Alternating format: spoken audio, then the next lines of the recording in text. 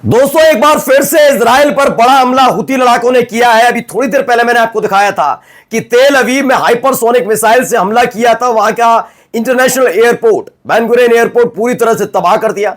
Haifa में भी हमला हुआ और ऐसे ही कई तकरीबन 5 शहरों पर बड़े हमले हुए। हाइपरसोनिक मिसाइल के साथ साथ ड्रोन से भी अटैक हुआ। लेकिन एक और बड़ा हमला किया गया जिसकी ताजा तस्वीरें आपको दिखाने जा रहा हूं। इसी के साथ साथ आपको दिखाने जा रहा हूं कि केवल इजराइल ही नहीं बल्कि उसका खुला तौर पर समर्थन करने वाला अमेरिका भी बुरी तरह से झुलस गया है। उसके कई विमान आग के गुबार में तब्दील हो गए। एक बड़ा हमला हुआ सैन्य अड्डे पर और सैन्य अड्डे पर जैसे ही धुएं का गुबार छटा पता लगा अमेरिका के कई प्लेन जलकर खाक हो गए। खबर यह भी है कि एक नहीं दो नहीं 5 बड़े देशों ने, मिडिल ईस्ट के साथ साथ 5 बड़े देशों ने ऐलान कर दिया है ईरान और फिलिस्तीन के पक्ष में। और आज आपको नुकसान भी दिखाने जा रहा हूं जिसका खुलासा हो गया कि बर्बाद हो चुका है इजराइल। नमस्कार, मैं हूं प्रज्वल गौतम और आप देख रहे हैं टाइम्स एक्सप्रेस। शुरुआत करने जा रहा हूं दोस्तों। देखिए सबसे पहले ये खबर निकल कर आई है, ये वीडियो जरा गौर से देखिए।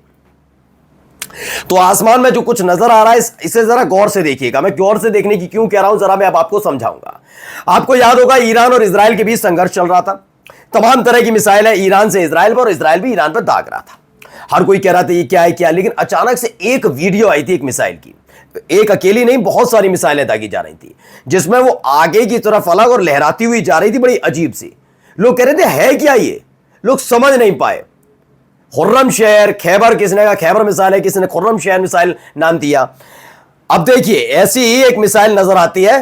क्या ऐसी ही मिसाइल यमन के पास भी है? क्योंकि इसे किसी और ने नहीं, यमन ने दागी है। ये तेल अवीव के ऊपर की तस्वीर है। बताया गया एक और अनयूजुअल यमनी मिसाइल है जो तेल अवीव के ऊपर तक पहुंची।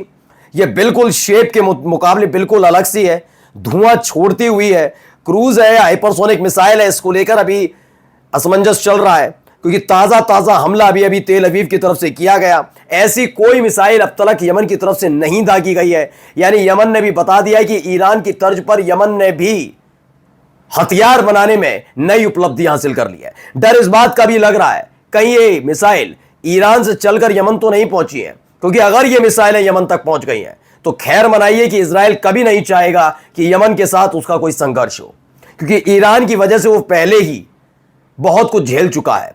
और बात अगर यमन की आएगी तो यमन की हालत ऐसी है कि यमन मानने वाले देशों में से नहीं है। उसका कोई लेना देना नहीं है, पूरी जिम्मेदारी के साथ अपने चैनल पर बोल रहा हूं। उसका कोई लेना देना इजराइल के साथ है ही नहीं, ना उसकी सीमाएं मिलती हैं। इन दोनों के बीच में पहले से ही सऊदी अरब आता है। वो सऊदी अरब जो अमेरिका का पिट्ठू बना हुआ है और इजराइल के गोद में जाकर बैठा हुआ है, या इजराइल को गोद में बिठा रखा है, यह हालत है।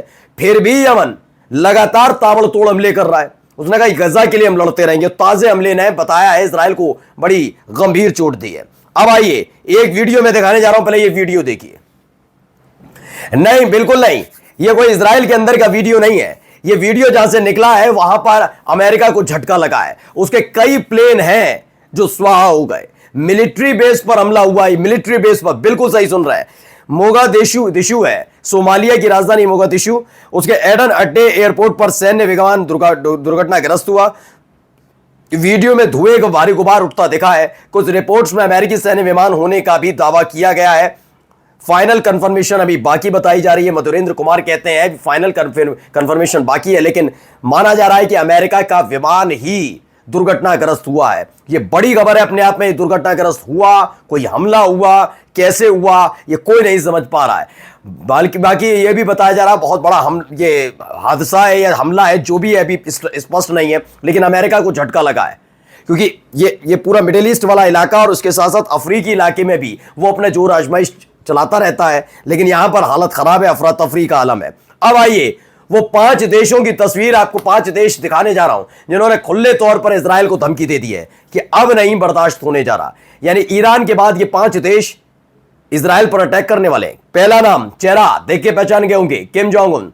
इन्होंने कह दिया हम फिलिस्तीन को सपोर्ट करते हैं, हैज ऑर्डर्ड सपोर्ट टू फिलिस्तीन्स। खबर यह भी निकल कर आ रही है कि वहां तैयारी चल रही है एक चीज की, एक बड़ा कार्गो प्लेन उड़कर नॉर्थ कोरिया से निकल सकता है और सीधे गजा में जाकर लैंड हो सकता है। इस तरह की खबरें निकल कर आ रही हैं। खबरें इसलिए भी निकल कर आ रही हैं क्योंकि फिलिस्तीन, अभी हाल ही में खबर निकल कर आई कि जब सीज फायर की बात चल रही थी तो वहां का जो चैनल 12 है इजराइल का, वो कहने लगा भी 20,000 हमास के लड़ाके बचे हैं और अगर इन्हें अभी छोड़ दिया जाएगा और सीज फायर कर लिया जाएगा फिर तो दोबारा संगठित करके हमास को खड़ा कर लेंगे।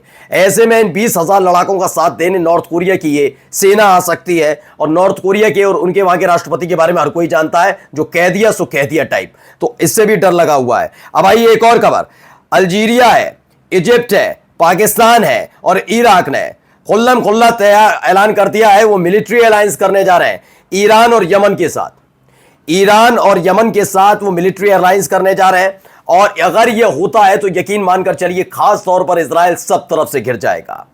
ये अपने आप में बहुत बड़ी खबर है कि अल्जीरिया आ जाए, इजिप्ट आ जाए, पाकिस्तान, इराक के साथ साथ ईरान और यमन भी आ गया। तो हाल ही में सीरिया पाकिस्तान अमेरिका परस्त होता जा रहा है, प्रो इजराइल होता जा रहा है, लेकिन इराक की मौजूदगी इजराइल को डराएगी, अमेरिका को डराएगी। अब आप देखिए मिलिट्री अलायंस, ईरान और यमन पहले से ही कैसे हमले कर चुका है, एक देश और एक देश हमला कर रहा है, दूसरा 4 देश तैयार है, उधर से नॉर्थ कोरिया की सेना कभी भी एंट्री कर सकती है। यह अपने आप में डरा देने वाली है और सबके बीच एक वीडियो जारी किया, वो वीडियो भी देखिए। तो इस वीडियो में काफी कुछ चीजें हैं क्योंकि यमन की तरफ से हाल ही में एक खबर आई थी कि 82,000 से ज्यादा जो उनके आम नागरिक हैं उन्हें ऐसी मिलिट्री ट्रेनिंग दी गई है इजराइल में एंट्री करके इजराइल पर हमला करने के लिए। और उसके बाद से ही लगातार यमन एक एक करके अलग अलग शहर, पहले बरशीवा में हमला किया, पहला हमला जो था वो इस दौर का बरशीवा में था, उसके बाद उसने तेल अवीव, हाइफा और कई शहरों को दहला दिया। तकरीबन 14 शहर पहले से ही ईरान ने तबाह कर दिए हैं और अब यह खबर निकल कर आ रही है कि इनके साथ अल्जीरिया, इजिप्ट, पाकिस्तान और इराक की सेना अलायंस करने जा रही है। यानी इजराइल नेटो का तो है नहीं, अब नेटो का सदस्य देश होने के नाते आना पड़ेगा चूंकि अमेरिका आता है इसलिए बीच में, लेकिन अमेरिका की अब खुल्लम खुल्ला एंट्री हो नहीं सकती। अमेरिका आएगा तो उधर से चीन भी आ जाएगा। अब ये 4-5 देश अपने आप में करें हमारा आपस का मसला हम आपस में निपटाएंगे, मिलजुल कर इजराइल पर अटैक करेंगे, ये हालात पैदा हो गए। चलिए एक और खबर आपको दिखाने जा रहा हूं, ये एक बहुत बड़ी खबर निकल कर आई। इजराइल के खुद के अखबार ने बेंजामिन नेतन्याहू इजराइल की हालत की उसकी पोल खोल कर रख दी है। क्या लिखा है? इजरायली अखबार हरेत्ज ने अमेरिकी शोधकर्ताओं के हवाले से बताया कि इजरायली ईरानी मिसाइलों ने 10 रणनीतिक इजरायली स्थानों पर सटीक निशाना साधा। इजराइल का 12 दिनों में $20 बिलियन का नुकसान हुआ, यानी 12 दिनों में $20 मिलियन इजराइल के स्वाहा हो गए, वो भी ऐसे हालात में अब जहां इंफ्रास्ट्रक्चर बर्बाद हो ही गया, उसे संवारने के लिए पैसा चाहिए नहीं है इनको। इनका जो स्टॉक मार्केट था वो बर्बाद हो गया, इनकी मोसाद का हेडक्वार्टर बर्बाद हो गया, कई जगह बर्बादी हुई है, इसके लिए पैसा नहीं है। और यही एक बड़ा द्वंद्व, ये इसी तरह का गृह युद्ध इसीलिए शुरू होने जा रहा है क्योंकि अब कंगाली की कगार पर इजराइल आकर खड़ा हो गया है। इजराइल की जनता पर पैसा नहीं है, इजराइल की जनता पर पैसा नहीं है। घर कैसे बनाए? सरकार ने फूंक दिए सारे पैसे ईरान से, गजा से, हिजबुल्लाह से, हुती इलाकों से लड़ने में, अमेरिका को खुश करने में, इन तमाम चीजों में फूके गए और इसी को लेकर इजराइल की जनता में नाराजगी है। आने वाला वक्त इजराइल तो इजराइल बेंजामिन नेतन्याहू के लिए बहुत सिरदर्द वाला है। नमस्कार।